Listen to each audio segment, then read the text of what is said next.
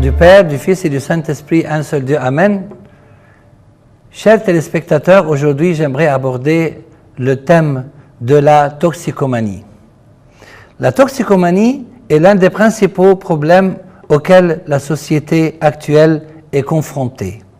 La toxicomanie entraîne la destruction de l'homme et la perte de ce que la société a de plus précieux, la jeunesse. Elle est l'expression de la frustration et des souffrances dont la société est victime.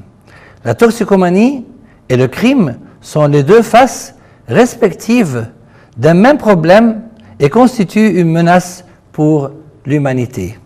La toxicomanie est un problème universel auquel les pays développés et en voie de développement sont confrontés. Depuis quelques années, le problème s'est accru à cause de la recrudescence du nombre des drogues, particulièrement parmi les jeunes, en milieu scolaire et universitaire, ainsi qu'en milieu associatif.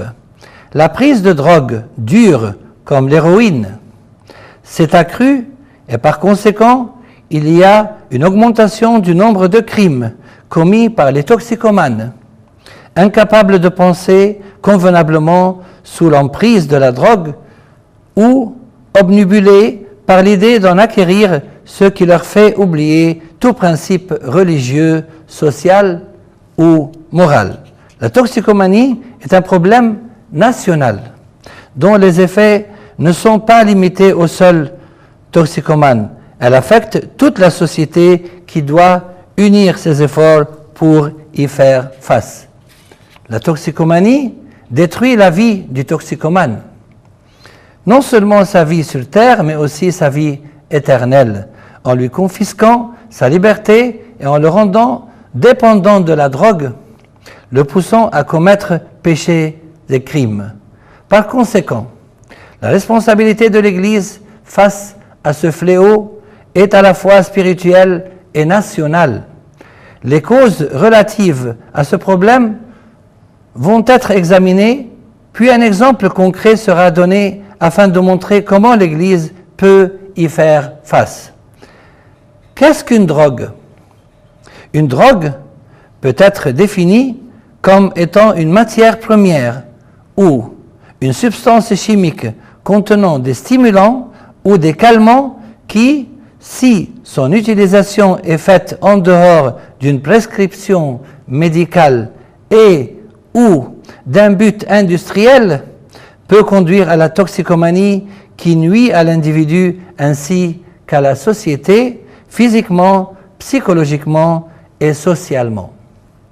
Les stupéfiants narcotiques sont analgésiques, comme l'opium et ses dérivés, hypnotiques ou stimulants, comme les amphétamines, le tabac et la nicotine.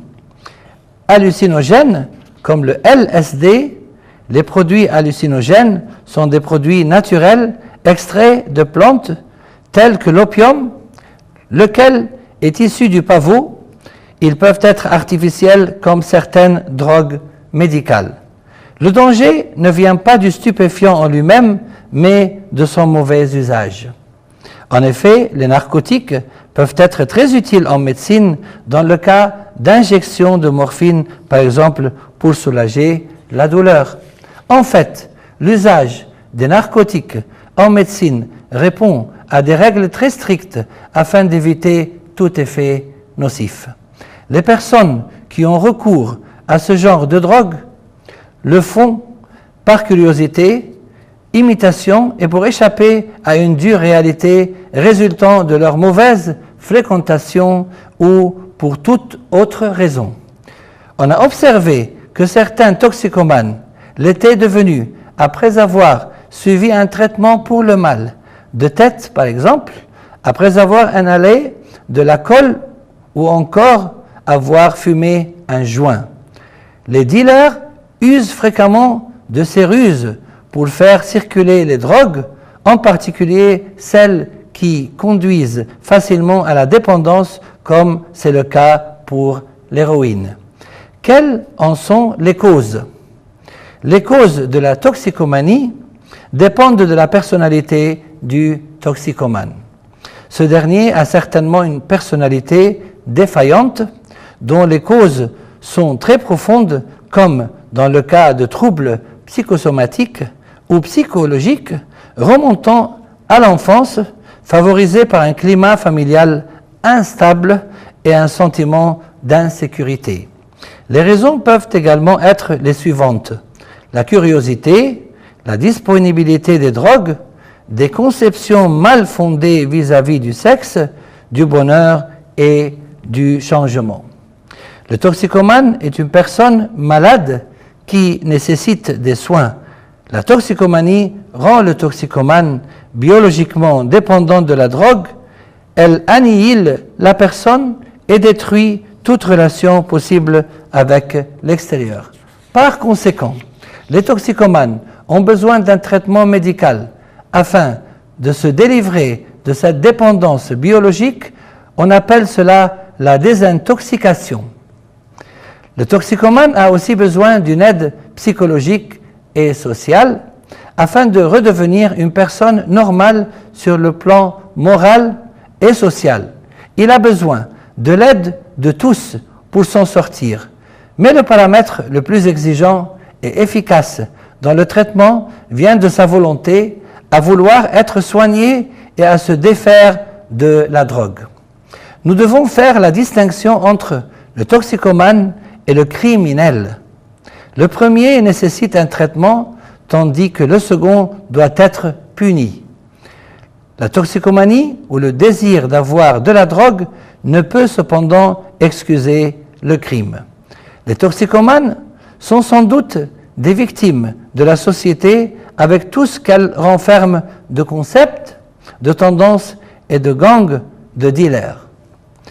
Ils peuvent être des victimes de la désintégration de la cellule familiale avec sa dispersion, son instabilité et son incapacité à donner le bon exemple. Dans de nombreux cas, la toxicomanie n'est pas un péché du seul toxicomane, mais un péché social dont la famille et la société sont responsables. Je vous retrouve très bientôt pour la seconde et dernière partie du thème de la toxicomanie, et gloire à Dieu éternellement et pour les siècles des siècles. Amen.